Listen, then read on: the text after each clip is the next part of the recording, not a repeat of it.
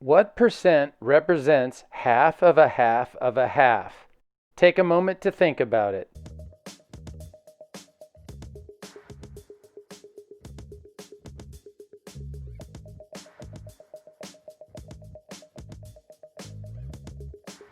Half of a half of a half is 12.5%.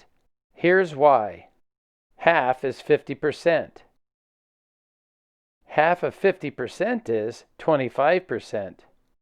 And half of 25% is 12.5%. How did you do? Let me know in the comments.